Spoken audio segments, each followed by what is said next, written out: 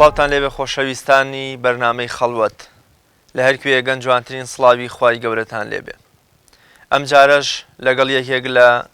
شاعیرە هەڵکەوت و ناودارەکانی کورد هەنگاوتان پێ هەڵدەهێنینەوە کە یەکێکە لەو شاعیرانەی کە شعر گەلێکی زۆر زۆر جوان و ناسکی هەن و بەشێکی شعرەکانیشی ئەتوانین بڵێن شعری خواناسی و عیرفانین لە ستایش و مناجاتی خوا و نعت و پیاڵ خوێندنی پێغەمبەری پێشەوامان صلی الله علیه وسلم و باسکردن لە دەرد و گرفتە کۆمەڵایەتیەکانی کۆمەڵگە کە ئەویش هەر لە ڕوانگەی قورئان و سونەتەوە بیستویەتی پەنجەیان بۆ بێت. ئەویش مەلا کاکە حەمەی بێلوو ناسرا و بەناریە ڕەحمەتی خوای لێبێ. ئێمە لە دەروازەی بەرنامەکەەوە تیشکێکە خەینە سەر ژیانی ناری کێ بووە کەی ژیاوە چەندە ژیاوە و بۆ خوێندن و مەلایەتی کوێ گەڕاوە. پاشتر هەر وەکو چۆن دیوانەکەی بە نعت و ستایشی پێغەمبەری خوا صلی الله علیه وسلم دەست پێ دەکات. ئێمەش هەوڵ دەدەین لەم ئەڵقەیەدا دەروازەی ناری ناسی بە ستایشی خوا و خۆشەویستی پێغەمبەر صلی الله علیه وسلم بکەینەوە. لەگەڵ میوانەکەم کە هاوکات لە نەوەکانی ناری مەلا کاکە حەمەی بێلووە بەڕێز مامۆستا عوسمان عارف ناریزادە باز لە ژیان و عیرفانیا دەکەین لای ناری شاعیر. جەنابی مامۆستا زۆر بەخێربێ. سپاس بۆ ئامادەبوون. زۆر بەخێربێ. خۆشحاڵم کە جەنابتان وەکو کۆکەرەوە و لێکۆڵەرەوەی دیوانەکەی ناری و هەم وەکو نەوەیەکی ناریش ئەم جارە میوانی بەرنامەکەمە زۆر بەخێربێ. بە بینەری خۆمان تا ڕادەیەک ئاشنا بکەین بە ناری کێ بووە کەی ژیاوە چۆن ژیاوە نەوە و ڕەچەڵێکی نالیل کێیە و بەرەو کوێ ئەڕوە. زۆر سپاس بۆ هەوڵ و مادووبوونتان بۆ ناسانی شاعیرانمان بە تایبەتی شاعیرانی کلاسیک بە نەتەوەکەمان. ناری کە بە مەلا کاکە حەمەی بێلوو ناسراوە نازناوی مەلا کاکە حەمە کوڕی مەلا ئەحمەی کوڕی مەلا عەبدوڕەحمانە. لە ساڵی 1874 لە دی باڵان کە دیەکە لە ناوچی پێنجوێن لە چەمی شلێر یا با بڵێن ناوچی شلێری سەر بە قەزای پێنجوێن هاتوۆتە دنیاوە. دایشی ناری لە بەگزادەکانی مەریوانە بە تایبەتی دیشیکن. لەمە دووسێ بۆچوون هەیە کە ناری بڵێن لەکوێ لەدایک بووە. خۆی ڕاستیەکەی ئەوەیەکەوە لە دی باڵان لەدایک بووە کە سەر بە پارێزگای سلێمانی و قەزای پێنجوێن و ناوچی شلێرە. بەڵام لەبەروی دایشی لە بەگزادەکانی شیکنی ناوچەی مەریوانە لەم هاتوچووە ئەکرێ کە ناریش لەو سەردانانی دایشی بۆ لای ماڵە باوانی ئەکرێ لە دایک بووبێ. بەڵام بەڕەچەڵک و بە بنەما خەڵکی دی باڵان کە سەر بە قەزای پێنجوێن. ناری دوایەوەیکەوە یەتە دنیا و گەورە ئەبێ لە لای باشی دەستەکە بە خوێندن چکن باشی هەر لە مەلابانەکانی ناوچەی شلێرە. دوای کە کتێبوردەکان تەواوەکە دەستەکە بەگەڕان بە ناوچەی مەریوان و ئەو دیانی دەوری بەری پێنجوێن. شەرح شەمس لای زانەیە بەناوبانگ مەلا عەبدوڕەحمانی پێنجوێنی خوێنێ کە کتێبێکی بەناوبانگە لە بواری ئاینی. دوایەوە کە کتێبی عەوامل و شەرح شەمس تەواوەکە یە بۆ سلێمانی لە مزگەوتی شێخ بابا عەلی کە وەختە بە ناوی مزگەوتی شێخ عەبدوڕەحمانەوە بەناوبانگ بوو ئێستا ناوی مزگەوتی شێخ بابا عەلیە. لێرە دەستەکە بە خوێندن. هەر لێرە ئاشنایەتی پیاکە لەگەڵ بنەماڵی ماڵی شێمەم شێخ سەعیدی باشی شێمەم. ئەو دۆستایەتی کە دروستە بێت لە نێوان شێخ مەحموو و بنەماڵەکەیە لەو سەردەمایە کە ناریەت ئێرە بەهۆی زانین و زانیاری ناریەوەکە لە سەردەمی فەقیهەتیە کە توانوێتی شێعر دابنێ و توانوێتی خۆی بۆ شێوە بناسێنێ بۆ بنەماڵەیە ڕەفیقایەتیشی یان هاوڕێتیشی زۆر بە توندی دروستە بێت لە نێوان ئەو بنەماڵەی شێخ سەعید و شێخ مەحموود بەتایبەتی. تەنانەت شعریشی بۆ شێخ سەعیدی باوکی شێخ مەحموودی ڕەحمەتیەیە. بەڵێ ئەو دوای شەهید بوونێتی کە ئینەرێ بۆ سلێمانی لە مووسڵ کە شەهید دەبێت ئەوە دوایی نەسەرەوە و دوایەوەش کە چۆن هاوڕێتەکە زیاتر تون دەبێت لە نێوان بنەماڵەکە و ناریە ڕەحمەتیدا. دوایەوە ئەگەڕێتەوە بۆ سنە لە مزگەوتی شەریعەت مەدار و دارالئیحسان درێژەیە بە خوێندن هەم دیسانەوە دەوێت ماوەیەکی زۆرە منێتەوە واتە ناری ژیانی بە سەرتاسەری بۆ خزمەتی بواری ئاینی تەرخان کردو. دوایەوە دیسانەوەیەتەوە بۆ ئەچێ بۆ بانە دوایە چێ بۆ ساقز لە دەرسی تووجانی زادەکان لێژە خوێنێ لێەوە چێ بۆ باکوور بۆ وان و باشقەڵا وان و باشقەڵا ئەگەر بێنە سەرەوەی کەەوە ئەو دوو مەدرسەینی کە لێوە دروستکرا بوو دوای شۆڕشی شعبڵای نەهری تورکەکان لەگەڵ فارسەکانان ڕێکەوتن بۆی کەەوە هەستی ئاینی تۆزێک بکەنەوە هاتن هەموو مەدرسە ئاینەکانی باکووریان هەمووی کۆ کردەوە لە دوو قوتابخانە ئەو دوو قوتابخانەش لەوان و باشقەڵا بوو ناری بۆ مەبەستی خوێن چۆ بۆیە لەوێ لەو دوو مەدرسە گەورەی خوێندێتی کەی ساڵی 1992 ینی پێشچوونی پیرەمێردیش پێشچوونی ینی لە سەرەتاکانی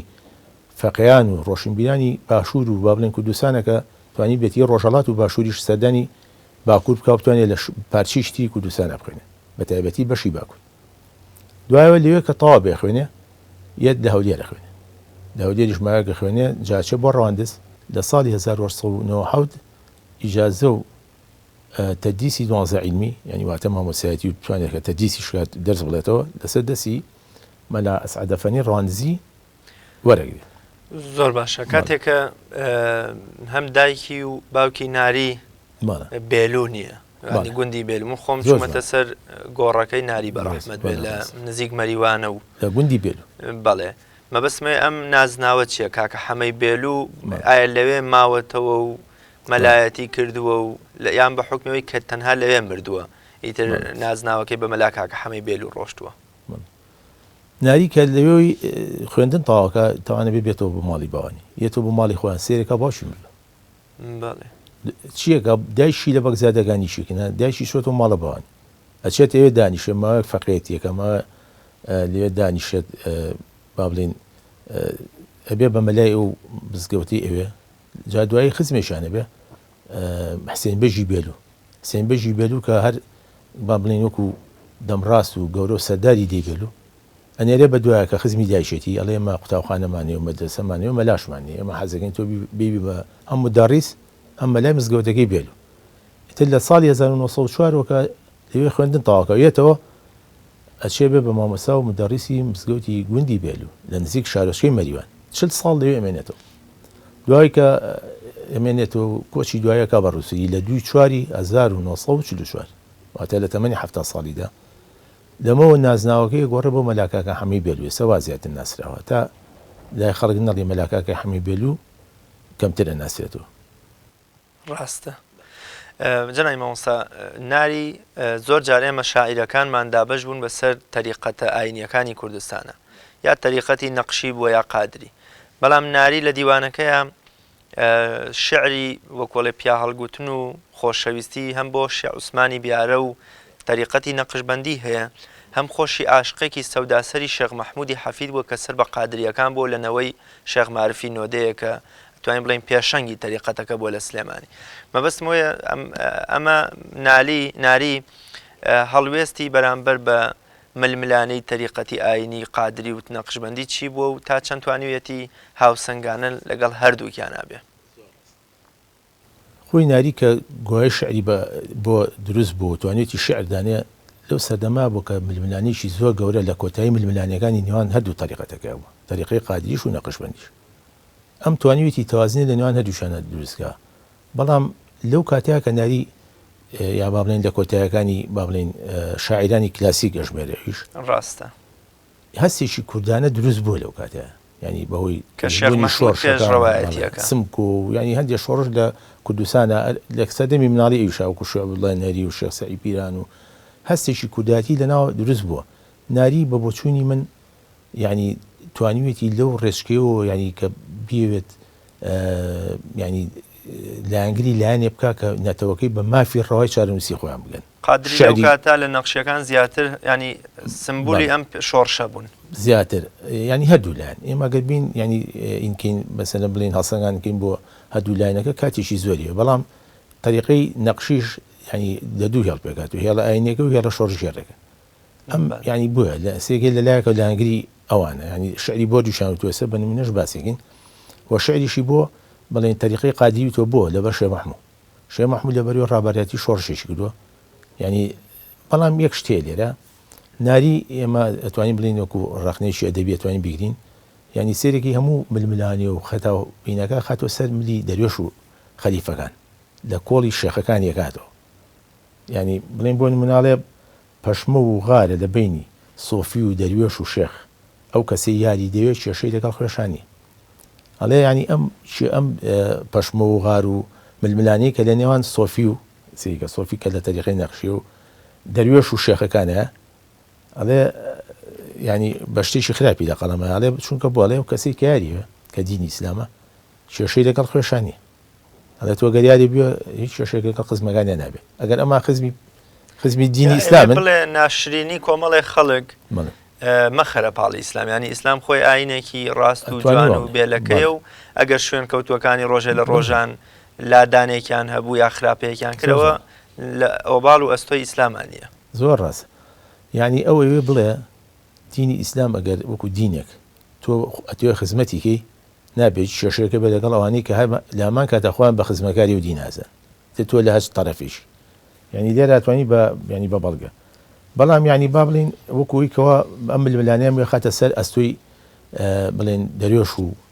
خەلیفەکان و لە ئەستۆی شێخە ڕابەرەکانی ئەکاتەوە ینی بۆ نمونە لە شعرێکا کە ئێمە مەلا باقر هەیە لە ناوچی مەلای دێ بالک بووە کە ئیش عەلامەیەکی گەورەی هەر بواری دینیە و بەڵام بەداخەوە نووسینی هەیە لە بواری ئاینە بەڵام وەکو شاعریەتی نییە وا ناسەوە زیاتر وەکو زانایشی ئاینی مەلا باقری گوندی بالک مەلا باقری بالک لەو سەردەمەیە کە دەروێشەکان باڵا دەست بوون لە ناوچەی مەریوان ئەگەڕێن خەڵکیش پرسیار لە مەلا باقرەکە ئەڵێن ئەمانە ئەگەڕێن و ئێمەش وەکو زەکات و هەندێک یعنی ڕێوشێنی دینی خزمەتیانەکەین و بە حسابی ئەمە خزمەتە بەدین بەڕای تۆ ئەمە خزمەتە بەدین ئەچێتە بواری خێر و خێرخوازی و زەکات و ئەو بوارەکانی دیری ئاینەوە ئەوش وەڵامێکی شریعەتیانەیەتەوەڵێ نەخێر جا ئەمانەکەونە گاڵتە پێکردنی لەبەروی مەلا باقر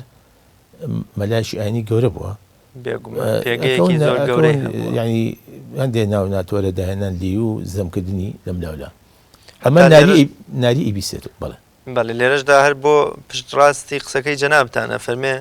دەبێ بۆ چی بکەن باوەڕ کە عالم دوژمنی شێخە شەکەر ئەو وەختە مەقبولە کە هاودەم بێ لەگەڵ چادا زۆر ڕاست جا ئەم شعری کە بۆ مەلا باقری ئەڵێ بۆ دەست پێکە مەلا باقر مەلا باقڕ بە هەردوو دەستی بێدەستی بەسەردادە لە مەولا تا ئەبەد نابێت سەری بێموو بە بەربادە ینی ئەوان وازەمیەکەن ئەڵێن ئەگەر ڕاستەکە بۆکو ئێمە بۆ پرچینیە باس کڵاوەکەی لابەوە ئەمانەوە ینی یاڵتە بە مێزەر و وینی مەلاکانەکە دەروێشەکە هەتا دوایی ینی ئێمەوە گەر بچینە لە دێڕێشاڵێت تەریقەی قادری هەر لەو شعریا دوور و دێژە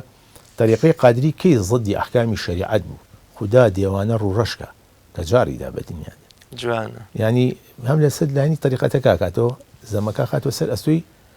با بڵێن خەلیفە و دەروێش و ئەوانەیەکەوە زۆر باشە مامۆستا من زیاتر ویستم هەوڵ بدەین لەم ئەڵلقەی بەرنامەکەمدا تیشک بخینە سەر خواناسی و عیرفان و خۆشەویستی خوا و پێغەمبەر صلی الله علیه وسلم لە شعرەکانی مەلاکاکە حەمەی بێلوو ناسراو بە ناریدا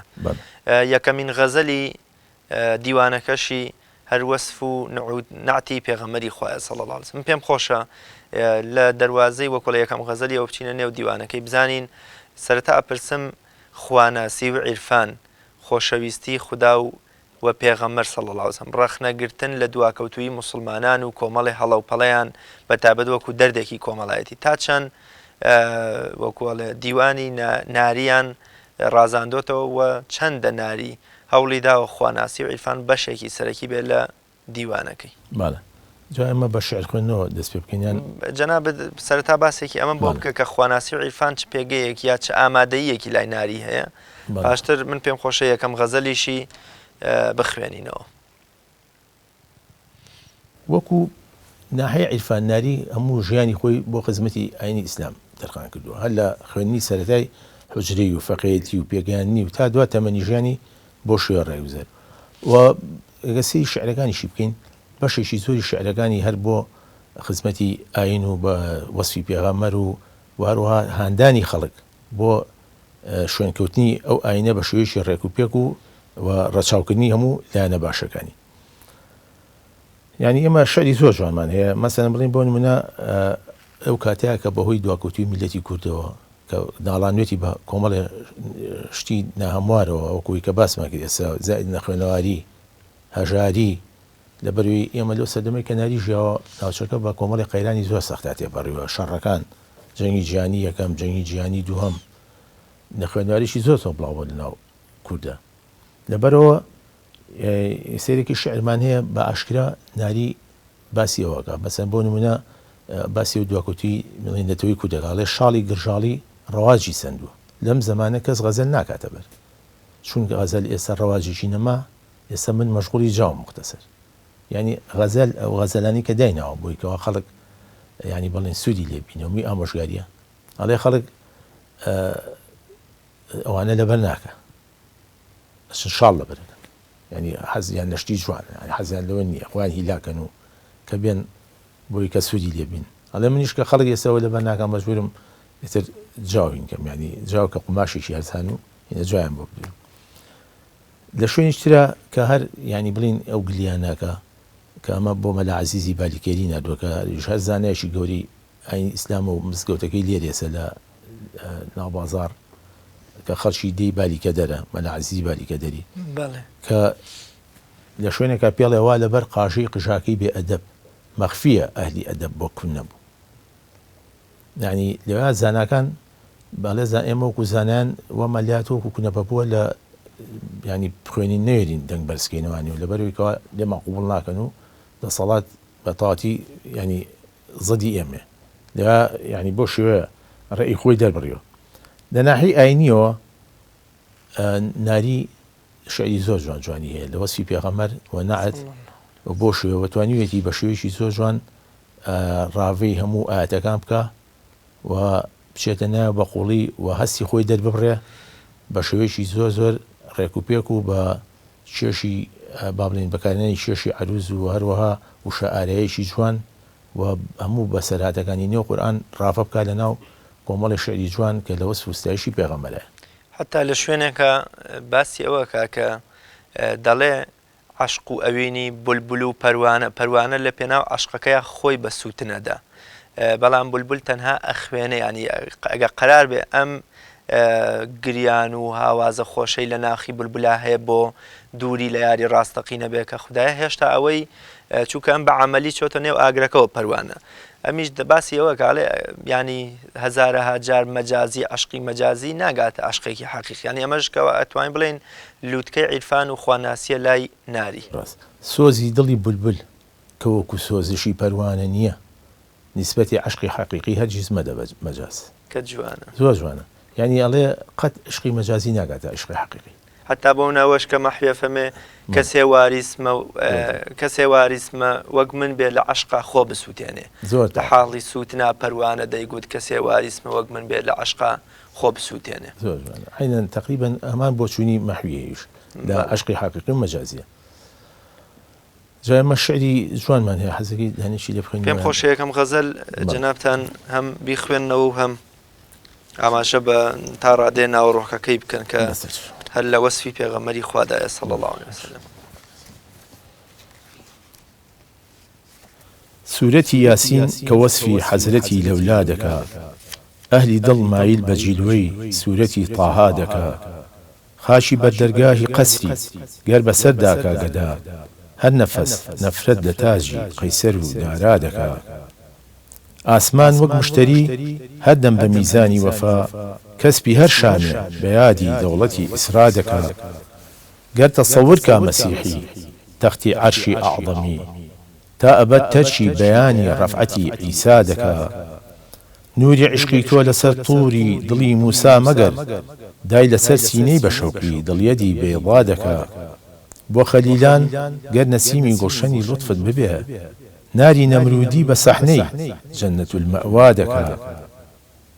تاقیشی سرا بۆ بە بەرقی نوری حوسنی شەق نەبێ سەیلی حوکمی ناری فارس زایل و ڕیسوا دەکا ئەی حەبیبی خالقی عالەم لە ئادەم تا بە تۆ ئەنبیا یەک یەک بەیانی حەزرەتی والا دەکا نێرگسی مەستی سیاهت عەینی ما زاغ البەصەر شەمعی بێسایی وجودت شەرحی کەڕەم نادەکا ئادەمی خاشی بەسەر زومڕەی مەلەکدا بێگومە تۆ تۆی سەبەب نازش بە ڕوتبەی عەلەمە الئەسما دەکا کاشفی وەللەیلی تووڕەی پەرچەمی شەبڕەنگی تۆ ئافتابی تەلعەتت تەفسیری وەضحا دەکا ئایەتی معراجی پایی قاب قەوسینت عەجەب وەصفی ئیعزازت لە تەختی نازی ئەو ئەدنا دەکا عەکسی ئەلفی قامەتی ئەبرۆتە گەرنون والقەلەم صدقی مەوزونی کەلامت کەشفی ما ئەوحا دەکا باوجودی پڕتەوی مهری جەماڵی ئەنوەرت چێ خەیاڵی زیبی قەسر و سایی طوبا دەکا سەلسەبیلی لوتفی تۆ بێشک لە عەرسەی مەحشەرە توشنە لەب قانع لە بادەی جامی ئەعطەینا دەکا چی لە دەوڵەتکە ئەسیری بەندی عشقی ئەحمەدی عشقی مەحموودی بە عاشق کەسبی ئیستیغنا دەکا ناریە وەصفی جەلالی حەزرەتی خەیرولبەشەر کەی بە سەد دەفتەر هەتا مەحشەر بەشەر ئینشا دەکا زۆر جوانە باز لە جامەگەر ئێمە باز ناوەڕێکی ئەم شعرە زۆر گرنگە ینی زۆر زۆر بە شێوەیەکی جوان توانیوێتی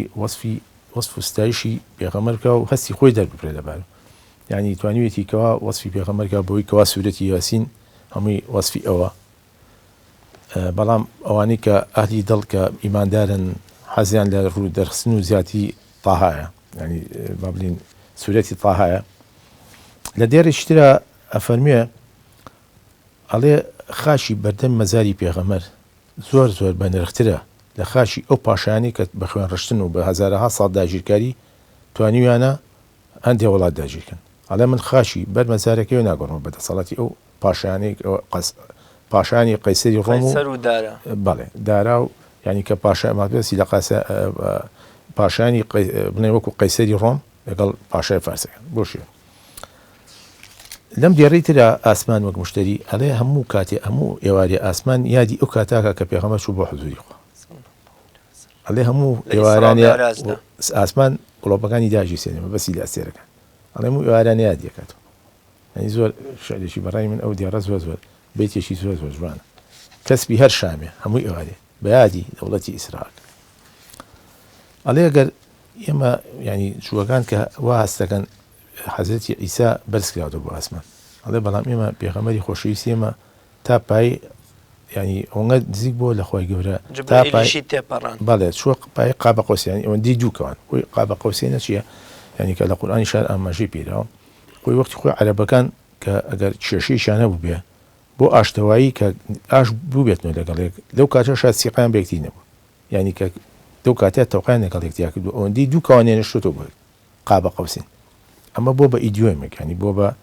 ینی ئەدەبیاتی ئەمەیە زۆر زۆری تایە بەڵێ قابە قەوسینە بەڵێ ینی ئەوەندەی دووکەوان ینی دووری نێوان دووکەوان لەوە هاتووە ینی یاڵێ ئەو نیمە بوو بگاتە نزیک عەرشی خوا بۆیە لە ئەدەبیاتیشە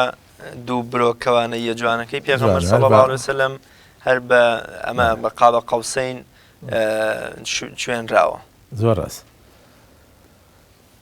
بۆ خەلیلان ینی ئەڵێ گەر ئەوانەی کەوا شوێن کەوتوانی حەزرەتی ئیبراهیم خەلیل یامە بەسی لەوێ هەم ینی سۆز و هەستێکی ناسی پیاوە خەلیلان ینی ئەوانەی شوێن کەوتوانی حەزرەتی ئیبراهیم خەلیل الله بڵێ ئەڵێ گەر ینی ئەو سۆزی نەسیمەی تویان پێ بگە ئەگەر لەنا ئاگرەکەی نەمەروودی شابنوازانن لە جەنەت المەوە ئەوەی تاقیی سراگە گەڵێ تاقیسە بەبە ئەڵێ لەو کاتەیە کە پێغەمبەر لەدایک بۆ صلی الله علیه وسلم ناری با بڵێن ئاگری هەم تاقی کیسرا شەقی بەم ئاگرەکەی ئاگرپەرستەکانی ئێران ئەیوان کیسرا وانطفت نار المەجوس بەڵێ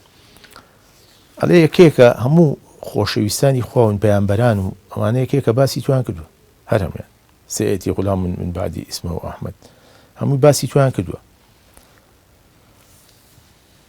هەروەها ئەڵێ ینی یەکێکە هەموو با بڵین هەموو کاکاتی ئادەمیش خوا خەڵقی کرد هەموو ناوەکانی توی فێر کرد ینی کە بە عەلەمە الئەسما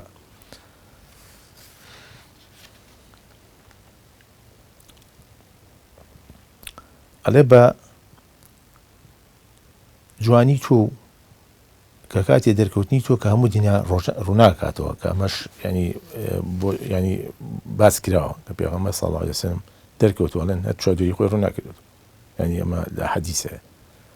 ئەڵێ ئەگەر بە ڕووناچی تۆ کە دەرەکەوێ چی خیاڵی لای قەسر جوانەکانی تووبا نامێنێ کە ئەڵێن تووباوانی کە خۆیان خۆشە بێ وەکو دارێک وەکو ڕۆحانەتیان نیشێتەوە بۆ درەختە بەرزەوەکە ناوی تووبای لە باشتە سەرسەبیلی لطفی تۆ بێشک لە عەرسەی مەحشەرە توشنە لەب قانع لە بادەی جامی عەتەیناکە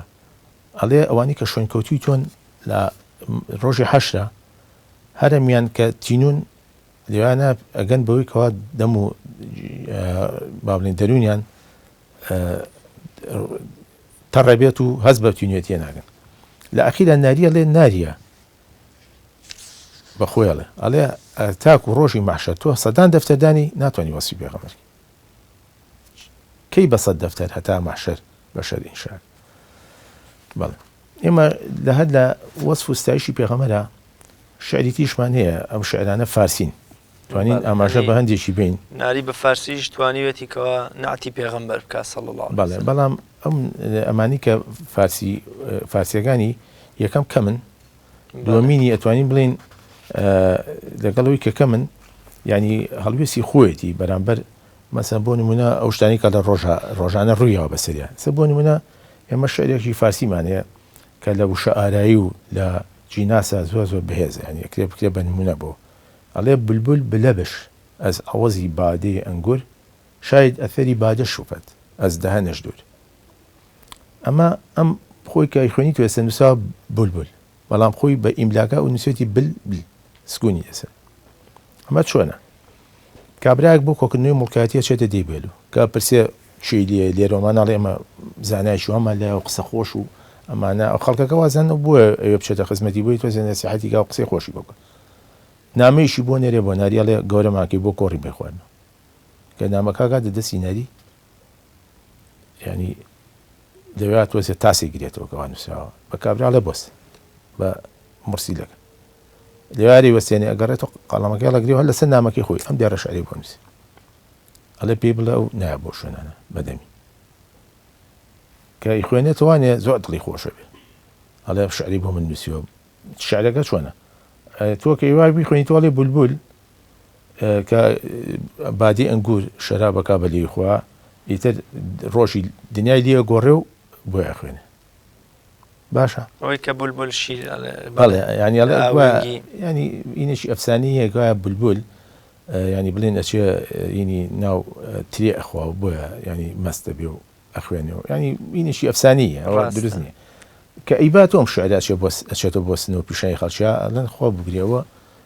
وای نەوتەوە بولبول نییە ئەمە سکونی دەسە بلبل ینی شۆڕشۆر میسکە بەدەمی خۆتە ینی ئەوێ بل میسکە بەدەمی خۆتە تا ئەوکو دنیا لێ گۆڕێ و بۆ شوێ ینی هەستێکی زۆر جوانە ئێمە شعریشتیشمان هەیە فارسیە حەزەکەم ئاماژە بۆیش بم کە لە تاکەکانە کە ئەمە ینی دەتوانین بڵین ئەم شعرە ینی شعری فارسیمان زۆرە ینی بۆ نمونە ئەم شعرەمانەیە هەر قول الله ئەحەد ئاەتی قول الله ئەحەد هێنا سوورەی قول الله ئەحەد ینی هەمووی کردووە بە شعر حەزێکی ئاماژی پێم بەڵێ بفەرموو چونکە ئێمە باز لە خوا ناسی و عیرفانەکەین ئیلاهی ئەمر و عەیشت جاودان بات غەم و دەردت نەسیبی دشمنان بات ڕەفیقت قل هو الله ئەحەد بات نگەهداری تۆ الله الصەمەد بات عەزیزم لەم ویلەت هەم غەمگوسارت ولم يولد بوت مفتاح كارت ولم يكن له باشد ترايا دقر كفوان أحد باتون قادر كفوان أحد بات قادري تقول إما بدله يعني هر وكو سباسم كده يعني تواني بلين خواناسي ناري يعني بابلين إما كباس الشعر كان يكين لهندي جارة يعني بلين الرقي أم شعر فارسيان وتواني وكو لقدانية بوي بكين کەتوانێتی خواناسی خۆی دەرخا بۆ نمونە ئێسام عتاناوە کە چێتە خزمەتی مامۆسانەری و باوشی نابێت ئەڵێ من باوکم نییە بەڵام بێ باوشی ئەوەیە کە هەستەکەی پاروێن نان نییە بیخۆی بەڵام من ئێستا باوکم نییە لەبەرەوەی عیلم و زانست و زانیاریم نییە بە تایبەتی لە بواری ئاینیە و مامۆسانەریش مەدرسەی ئاینی بوو بێ زانستی و بێ عیلمی کردوێتە بەڵێ بێ باوکی جا ئەم کوڕا وەکو ئەوەی کەوا ینی بڵێن لەو کاتیا خوێنوارە بەرزێ نابێ ئەم شعری بە مامۆسانەری و تۆ شعرەکەشی جوانە پێڵێ یەتیمی عیلم و ئەدەب پێشتر سزاس بە لوتف یەتیمی بێ ئەبوێنرا پەسەست پارێنان ئەڵێ من هەتیوم بەڵام من هەتیوە پارێنانم نییە بەڵام من هەتیوی زانست و زانیاری لە پێشتر دانیم بە بێباوشی ئەوەی کەەوە پارێنانەکە نیوە باوکی نییە نادی چۆن شای بێت چون عطا پێویستە مەزدوری خودداست ئەس عطا قەلبی محەممەد چی جوداست ئەڵێ چون عطا پێویستە لەبەروی مەزوری خوددا لەبەروی مەبەستی لێوە کاڵێ مەخوا ئەو عتای پێبەخشین کە بینەوە بەخەڵی ئێمە ئەو زانست و زانیاریمانەی خوا لەبەرەوە ئێمەش دڵی محەممەدیشم بەسی لە خۆیەتی مەلاکە هەمە خۆی ئەس عطا قەلبی محەممەد ئەڵێ دڵی منیش جانیە لە عتاکردن مەجبور ینی ئەلە فەرموویکا بە فەقی خۆی هەروەها لە ڕێی معامای زۆر جوانە و حەزەکەم ئەمەشپم دیێڕە بم ئەمە معامایشی زۆر جوانە کە باسی حەزەتی یوسفەکە ینی وشەی یوسفی لە معامایشی جوانە هێناوە دەرخستووە ینی وەکو مەتەڵێک وایە معەممە ئەڵێ ئەیوبی یەتیمڕە بیاوەر بنشان نەزدی مسافری کە بیمار بووت ئێمە گەسەی کەلیمەی ئەیوب بکەین ئەیوب ینی ئەم بەیتە دوو ینی با بڵێن سەدر و ئەجزە دا سەدرەکە ئەیوب چی لەکەی ئەبێ بێنی وەکو ناحی ماتماتیش بینوسی ئەنووسی ئەیوب یەتیمڕە ئەگەر ئەیوب یەتیم بێ بیاوەر بەنشان یعنی چی ئەلێ بیکە بە نیشانە و ئەو کەلیمەیە و هەتیوی ئەگەر یەشێتی بێت ئەیوب ئەبینی کەواتە کاڵێ ئەیوب ئەو فوباکەی لێکەیتەوە کە ئەبەکە و لێکردەوە یوەمێنێتەوە ئەمە بۆ چی بۆ ئەمە بیداتی کەلیمەی یوسف لە نیوە بەیتەکەی دووەماڵە چی نەزدی مسافری کە بیمار بووت ئەیوب چی بووە کابرایشی بیمار بۆ لەن چەند ساڵ کە نەخۆش بۆ سەبر و تەحملیە بۆ کە بەناوبانگە بە سەبی ئەیوب ئەڵێ چی بووە کاڵێ مسافرێکی ئێمە هەمووان مسافرین لەم دنیا شوێنی ئەبەدیمان ئەو دنیا ئەڵێ کە مسافرێکی مەبەستی لێ کە ئینسانێکی چی بووە بیمار نەخۆش بووە بیمار ینی بێمار ینی تۆ ئێستا کە تۆ ئەڵێ مسافری بێمار ینی مسافرەکان نووسی مارەکەی لێ بکارەوە چێمێنێتەوە سف یوەکەی سەر وەسفەکە وشەی یوسف دووسێ ینی معامایشی زۆر جوانە و بەهێزیش ینی تۆ ماگەر بێشێ ئەگەر بیرکاریانە بیرە نەکاتەوە بە ناحیشی زمانەوەی زۆر اینەوە داتوانێت جنای مامۆستا لە لاپەڕ 301دا 5 خشتێکیەکی ناری هەیە لە مەدح و ستایشی پێغەمبەری خوادا صلی الله علیه وسلم عادەتەن وا مەشهورە لەناو ئەدەبیاتە کە 5 خشتێکی ئەوەیە نیوە دێڕی یەکەم هیچ شاعیر خۆیەتی و دوایی تەخمیزیان بەونە 5 خشتێکیەکە لەسەر دوو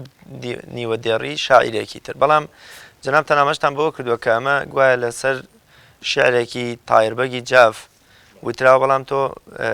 بەربەر چیە دەیتەوە کە ئەمە سەرلەبەری 5 خشتێکەکەی ناریە کە ئەوی ژەر باز لە ستایش و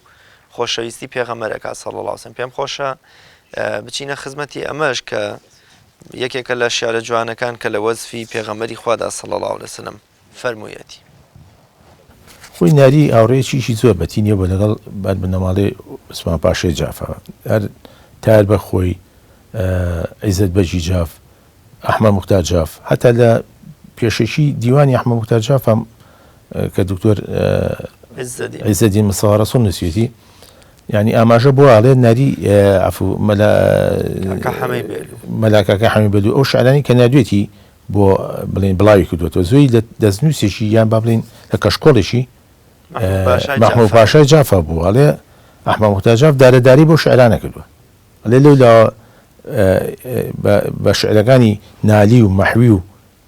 دارەداری کرد و ناریش ئەیخەندان ینی ئەخسە پێکەن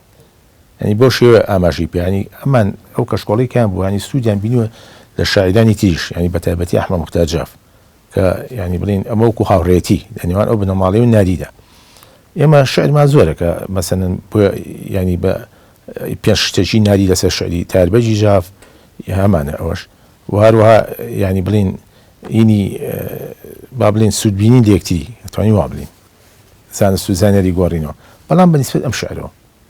ئەمە 5 شتێکیە ئەمە وا ڕێکخراوە کە سێ بێتی کۆتایی بێت و بێتی کۆتایی بە هیچ جۆرە ئینسان لە مەفهومەکەی تێناگە چون وەکو ینی وەکو ئاماژەمان ینی زۆر بەڵێ ئێمە توانین ئاماژە بە ئاەتێ بێن ینی لا تەقربوا الصەڵاتە ئێمە گەرەوە بڵین ئەوەی کۆتایەکەی معنا نامەدەسەوە ئەنتم سوکار ینی ئێستا تۆ گە سێ بن مناڵی گەرسەجی دوای فۆجی خاسانی خوایی کەوتووە ینی دەرباری دەری ئەسحابی کەهفی گرتووە ئەو لە جەنەتدا مقیم و من لە دۆزەخدا بووە هیچ معنایشی نییەسەوە هەتا نەڵی ینی ئەم دوو بەیتی تێشی نەخریسە ئەی حەبیبی خالقی عالم تەڕەحم تازووە ئەو سەجی ئەسحابی کەهف و من سەجێکی تابعین یان ینی با بڵێن ئێستا دوای شەمی خوێنینەوە دەوێت جوان دەرەکەوێت مەسەن بۆن منە ئەم پێنجینەی تری با بکەم شیوەن لە داخی باخی عمری بێسەمەر دەستە ئەژنۆدا بنیشم وەک هەتیوی بێپدەر با بە ئەشکی دیدە تەڕکەم خاک و خۆڵی ڕاگوزەر خۆ لە قوڕ بگرم بەجارێ هەر لە پێ تا تەوقی سەر باڵکی لوتفی شاهی لەولاک بێ نەجاتم دالەشی یعنی تۆ گەر سێریکی بێ کوبیتێکی کۆتایی مەفهومی ئەو سێ تاکبیتی پێشوو مانادار نابێت اینجا لە ئاخریشە لە سیماتی زۆر ڕاستە سیماتی شعری کلاسیکی کوردی شاعیر ناری خوێنێ ناریە ئامادە بە نزیک ئەنگامی سەفەر سەرەتا ناری دەست پێشە لە ئەخیرە کاڵێ ڕوو لە قاپی مستەفاکە بێژە یا خەیر البەشەر نیمە توێشی ڕێگە جوز ئیخلاسی ئالی تاهرین ناری مەبەسی لە ئالی پێغەمەرە بنەماڵۆ ئالی پێغەمەر نەک ئالی تاهرین ئالی تایربەجیژە بەس یعنی ئەوەی کە چاپی دیوانەکەی تایربەجی کردووە کە دەسەر دەستموسێکی تاهیرەکەی خستۆتە نێو کەوانەیەکەوە بەغەڵا چووە کەوا وای زانی ئەوە ئی تایربەجی ژافە بەڵام ئەمە هیچ پەیوەندیشی بە تایربەجی ژافەوە نییە ئێستا شەمیر خوێنیەوە ئەی شەهەنشاهی شکۆهی عیزەتی ڕووی زەمین گەوهەری تاجی ڕیسالەت شەمسی بورجی مرسەلین زینەتی نوری نبووەت تاجداری مڵکی دین مەطلعی سوبحی سەعادەت مەزهەری صدق و یەقین ئەی سوپا سالاری فەوجی ئەنبیا و مرسەلین ئەی شەوی ئیسرا مەلەک خوڕەم لە بۆ ئاهەنگی تۆ عەرش و کورسی بوو بە تەخت و مەسنەدی ئەو ڕەنجی تۆ گوڵشەنی جەنەت خەجاڵەتمە لە جیلوەی ڕەنجی تۆ بۆ نەوازش ذاتی حەق هەم بۆ نەوازش ذاتی حەق هەم سوحبەت و هەم دەنجی تۆ شاهیدی تەعزیمی تۆ بوو شاتری ڕۆح الئەمین پرتەوی بەدی جەماڵت شەمعی جەمعی ئەنبیا زینەتی حوسنی کەماڵت سۆزی شەوقی ئەولیا گەردی نەعلەینت بەڵێ ڕەونەقشکێنی تووتیا مشی تۆزی دامەنت عەتری دەماغی ئەتقیا یعنی بۆ تەئسیری بینش عەینی سولمەی خاکبین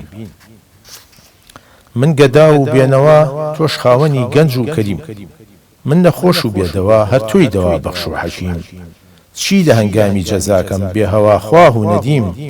ڕوو لە شوێکەم بغێری تۆ ئەی شافعی زومرەی ئەسیم من گوناهبار و خەجاڵەت تۆ شەفیع المذنبین با بکەم شیوەن لە داخی باخی عمری بێسەمەر دەستە ئەژنۆ دابنیشم وەک هەتیوی بێپدەر با بە ئەشکی دیدە تەڕکەم خاک و خۆڵی ڕاگوزەر خۆ لە قوڕ بگرم بەجارێ هەر لە پێ تا تەوقی سەر بەڵکی لوتفی شاهی لەولاک بێ نەجاتم دادەشین شەرمەزار و سەرەفگەندە و غافڵ و دیێوانە خۆم بێ شوعاعی معریفەت بێ نور و بێپەروانە خۆم ئەی بەڕی سوایی لە کوچەی شاردا ئەفسانە خۆم مستحقی تیر و تانەی ئاشنا و بێگانە خۆم واجبی ڕەحمم بەسێ یا ڕەحمەتەن للعالەمین بودەباری دەستی نەفسی کافری ئەممارە خۆم بێ زەخیرە و زادی ڕێگەی ئاخیرەت بێچارە خۆم ڕوتوقوتی مەحشەر و بێسایە و ئاوارە خۆم دەستە پاچە و ڕووسیاه و عاجز و بێکارە خۆم بێ بە فریادم لەوێدا یا دەلیل للمجرمین من کە مەشهورم بە مەحکوم و مطیعی نەفسی شوم کەی بە ئومێد و خەیاڵی ئەتیبار و ئابڕۆم قەد لە خەرمانی ئیتاعەت یەک قەدەم پێشۆ نەچووم ئێستا من قانع بە خۆشەی ئایەتی لا تەقنەتوم مەزرعەی عەفوی خودا نابێ ببێ بێ خۆشەچی بێ نەسیبی کەعبەت الله و تەوافی خاشی خۆم دوور و بێبەهرەی مەدینەی خاشی عن بەرناشی خۆم ئەی ئەسف مەحرومی ڕەوضەی حەزرەتی لەولاشی خۆم حەسرەتە مەحرومی شەهدی زیارەتی شەباشی خۆم بۆ نەڕێژم ئەشی ئاڵ و ئاوی گەرم و ئاتەشین گەرسەجی دوای فۆجی خاسانی خوایی کەوتووە یانی دەرباری دەری ئەسحابی کەهفی کردووە ئەو لە جەنەتدا مقیم و من لە دۆزەخدا بووە ئەی حەبیبی خالقی عالم تەڕەحوم تا زووە ئەو سەجی ئەسحابی کەهف و من سەجێکی تابعین تا لە کۆتاڵێ ناریە ئامادە بە نزیکە هەنگامی سەفەر منزڵ دوور و درێژە چۆ لە ڕێگەت پرخەتەر تا بەکەی خەفڵت نوشینی خاشی ئەی خاکت بەسەر ڕوو لە قاپی مستەفاکە بێژە یا خێر البەشەر نیمە توێشی ڕێگە جووس ئیخلاسی ئالی تاهیری ینی لە کۆتایڵێ ئەگەر تۆ ئەڵێ خۆ ئامادەکە بۆ سەفەرە دوورێژی کاتە چکم هەر چوار دۆری لێ چۆڵە و کەسی لەگەڵانیە و خەتەریشە چکم تۆ هەر لەناو خاکەیت و ئەبێ ئەگەڵ لە خۆی بێ کە تۆ سەفەرێکی لە بەردەمە و هەربی لە ژیانی ئێستا نەکەیتەوە چونکە جا لێ زۆر جوانیتەوە تا بەکەی غەفڵەت نوشینی خاشی ینی هەر ئاگاو لەم دنیا و ئەی خاکە بەس ئەڵێ ڕوو لە قاپی مستەفاکە ینی مەقسەی لە پێغەمبەر صلی الله علیه وسلم بێژە یا خێر البەشەر هیچ شتێکم پێ نییە توێشە ئیلا مخلصینە بێ بۆ ئالی لێرا بە تەواوی دەرەکەوێت کە شعری نە شعری هەر هەتا ئەوەی کە وشەی تاهیریشی تایە لەما زیاتر دەرەکەوێت کە بەڵێ مەبەستی شعری تاهیر نییە ینی بەڵێ زۆر لە کۆتا یەکێ لەو شعرانی تری کە با بڵێن کە ینی بەتەواتی خواناسی ناری ئەتوان بڵم ناری بێجگە لەوەی دوای ئەچینە سەر شعرەکە ئایا خواناسی عیرفانەکەی تەنها ستایشی پێغەمبەرە صلی الله علیه وسلم یان بۆ نمونە ئەگونجێ خواناسی تریشی تیاوەوەی کە باز لە عەقیدەی ئیسلامی و بیر و باوەڕی خۆی بکا بەرامبەر بە خودا و لێ خۆشببووی خوا و داوا یا بۆ بەجێ لە جۆرەکان مناجاتی خوایی هەیە یام تەنها ستایش و پیا هەڵگوتنی پێغەمبەری خوایە صلی الله علیه وسلم نا ئێمە هەر لەو بواریانە ئێمە گەلێ بواری تیشمان هەیە بەڵام چۆن دەرەکەوێت ینی بڵێن بۆ نمونە ئێستا لەم شعرەکە ئێستا ئینە سەری لە کۆتاییەکانی تەمەنیا دێناوە ینی باسی دنیا و قیامەتەکە ئالێوە ینی هەستی خۆی بە تەواوی بە جوانی دەربڕێەوە بەرامبەر شەریعەت و هەموو ئەو شتانی کە بڵێن بواری عیرفانیە جا لەم شعرەیە ینی باسی ئەوە کاکەوە سێری چوادۆری خۆی کاسەیەکە کەس نەما هەموو ڕەفیقەکانی هەر هەمووی بەتەنیا خۆی باوەتەوە جا بە شێوەیەکی زۆر جیناسێکی جوان باسی ئەم دنیا ئەو دنیاکە کە لەم دنیا مرۆڤ ئەو داهاتی هەیەی بە کۆڵیوێتی وەکو ڕشکەکای گوایە بە کۆڵیەوە ئەم ڕشکەکە ئالێرە زانست و زانیاری ناری دەرەکەوێتەوە چەنە لە بواری ینی با بڵێن ئاینە ینی زانستی پێ بوو ینی سەیەکە چەند جوان هەتا لە بوارەکان تیشە زانیاری هەبوو ینی بواری هەندەسە لە بواری با بڵێن ئاسمان ناسی ینی خوێنەوار بووە خوێنەواری سەردەمی خۆی بۆ ناری بۆ نمونە دێڕایکە مناڵم هەر لەم شعراسی نەسەری ینی ئەڵێ ئینسان ئەو داهاتی کە لە ژیانی ڕۆژانە دەسێکەوەکو بارێک وە ڕشکەکە کایتابێ بە کۆڵیەوە لە ڕێکی شابێ ڕێگەکە لار بێ ینی لە ناحی فیزیایە تۆ گەر شتێ بە کۆڵتۆ بێ خۆ بچەمینیتەوە ئەگەر ڕێگەکەش لار بێ ئەبێ جایشیش خۆ بچەمینیت ینی دووجار چەمینەوەی بۆ کۆڵەکەت ئەمە خۆمان چەمانە چەمینەیەش بۆ ڕێگاکە بۆی بەم لایەنەکە ینی تو ئەوە ناتوانین بڕێ بە ڕێگای بە ڕێگاگە ڕێگاکە ئاوا لار بێ ناتوانانی ئاوا بڕێڕێ ئەبێ ئاوا بکەی بۆی تەوازنی خۆت تەوازن بۆ شوە بە ڕێگە لارەکە تەوازن بۆ شێ بۆ کۆڵەکە ینی زۆر جوانی ینیڵێت ماڵی دنیای ژنی ئەم دنیای ژنی ئەمە ینی مەسەن بۆ نمونە لە بەیتی شاڵە بەڵێ تەقسیمی ئوستادی ئەزەل بوو بە دۆڵاشی خەلە و ئاوی بەنێدا ینی باسی گەوری خواکە ئەڵێ خوای گەورە خۆی ئەزانێت تەقسیماتی ئەم دنیا چۆن دابەشەکە ئەوتا لە ناوچەی مەریوان ئێمە دوو دێمان هەیە دۆڵاش و نییە ئەڵێ ینی بزە بدووە ئەڵێ ئەڵێ دۆڵاش بە خەلە بەناوبانە سوبحانەڵڵا نێش هەردووشان دوو پارچەی ئاشت ینی ئەڵێ خوا خۆی ئەزانێت چۆن ئەم ئاشە ئەژێڕێ ینی زۆر جوان ینی اقتیباسێکی زۆر جوانی کردو و جیناس و ینی شعارەیەکی زۆر جوانی تیا بەڕاستی ینی هاتووە دنیای سێکە و دوو دێی کردو بە دوو پارچەی ئاش ینی ئەڵێ خۆی ئەزانێت چۆنی ژێڕێتە ئەو پارچیان جا خۆی لە ئەسڵی شا دۆڵاش چییە خەلەکەی پیاڕۆ لە ئاش نێش ئاوەکەی پیاڕۆ ناوی دوو گوندیشە ینی زۆر جوان هاتۆ دەسەری جاسی نەسەر جا لە ئەخیرا لێ چێڵێ من تامام لە سەفەرام خۆم بۆ مسافر دەزانم سەفەر مەولامە تامام لە مەولا کە کەوش و گۆرەی و تۆزی بەپێدا ینی زۆر جوان بە میزانی شەریعەت سەع بە ناری مداراکی لە بینی دوو هەوێدا جا حەزەکەم بە درێژی دوو هەوێکە دنیا قیامەت حەزەکەم ینی ئەگەر شێخ حەسەنی بەسریە فەرمی ئەگەر دنیا و قیامەت وەکو ڕۆژەڵات و ڕۆژاوان لە کامیان نزیک بیترە ئەوەندەی تر لەویتر دوورەکەوێت خۆشببختی بۆ کەسێکە لە بەرەو قیامەتەکە نزیکەکەوێتەوە لە دێریشتیاڵێ ئێمە ئەگەر لەم دنیا بتوانین عیبادەت کەین و بەرهەمی ئەو دنیا بۆ خۆمان حاصڵکەین ئەڵێ ئەگە سەیریکن ڕێوزێ بە سوورەت ڕێ و زێ گەرچی یەکێکن بە ڕێگەردی سەفەر زێبی بەزێدە ئەڵێ ئەو ڕێگەیە کە تۆ لێ ترسی و پیا ڕووی ئەو عیبادەتە و بۆە بێ بە نقطەیەچێتە ئەگەر نقطەی ژوێچێتە سەر ڕێگەی کا بەزێ کا بە شوێنی خۆش بە ڕێگەردی سەفەر زۆر جوان وەختی خۆشی لە نووسینی ئەوەی مرەکەبەکە ئەو کوژانەوەی ڕێوزێ ئەوەی کە مەولەوی هەیهوو خەریکی ڕاکەی خەریکی زاکەی زەحمەتم بەڵکو وەڕابوو بەرشۆ مەینەتم فەلەک جەبەختم مەگەزمە کامە بەسمەوەیە ئەو زێ و ڕێەوەی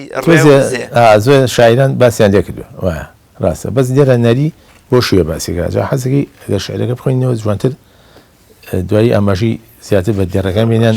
ئەم شعرەیە کە ئێستا باسمان کرد بە تەواوەتی ینی خواناسی و ینی لایەنی ینی زانست و زانەری نەری لەسەر مەفهومی بەرامبەر بە شریعەت و بەتایبەتی شریعەتی ئیسلام ئەخاتە ڕوو ڕەفیقانم هەموو ڕۆین لە دێدا بە تەنها هەر ئەمن ماوم دەجێدا لەبەر دنیا نەما یادی قیامەت خوددا چی بکەم لە مێدا یا لەوێدا قەزا ڕۆژە شکستیدا بە مەردان کە بەیداخی گیانگیری بە مێدا کە مەنزڵ ئاریەت بێعارە مێلی خەراری خالی خواری وا لە ڕێدا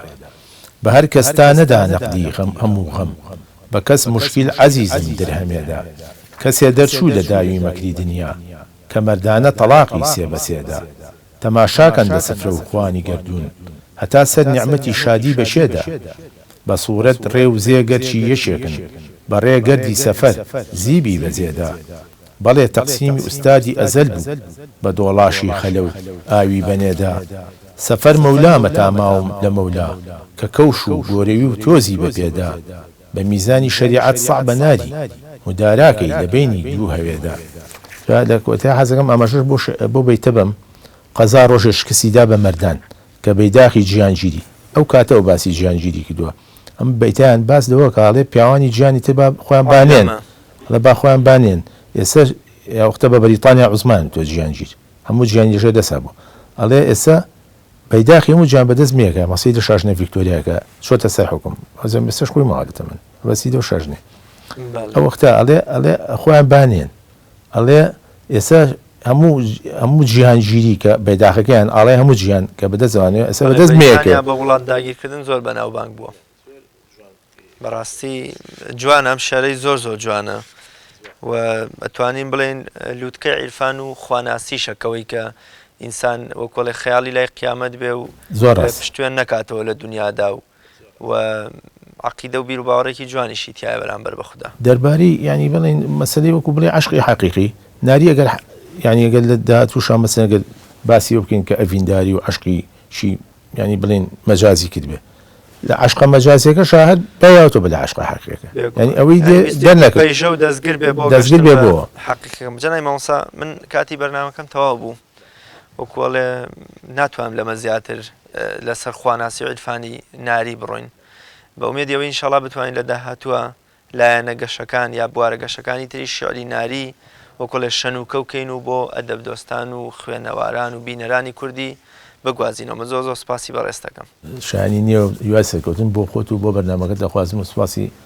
ئەم سافە جوانەش دەکەم کەەوە ماندوو بوون لەگەڵمانەوە بە ئومێدی بەردەوامی زۆر سپاس بەڵێ بینەرانی عەزیز و خۆشەویست توانیمان چەپکێک لە شیعرە خواناسی و عیرفانیەکانی ناری مەلاکاکە حەمەی بێلوو بە ڕەحمەت بێ بۆ ئێوەی عەزیز و خۆشەویست بگوازینەوە ڕاوەیان بکەین و ئاماژەیەکیان پێ بدەین و ئینشاءڵڵا لە داهاتوودا هەوڵ دەدەین جیهانە فراوان و دەوڵەمەندەکەی ناری زیاتر لای بەلادا بکەینەوە و تیشکی بخەینە سەر بە ئومێدی ڕەزامەندی خوا و پاشانێوەی عەزیز و خۆشەویست تا بەیگەشتنەوەیەکتر بەخوای گەورە مێرەبانتان ئەسپێرم خواتان لەگەڵ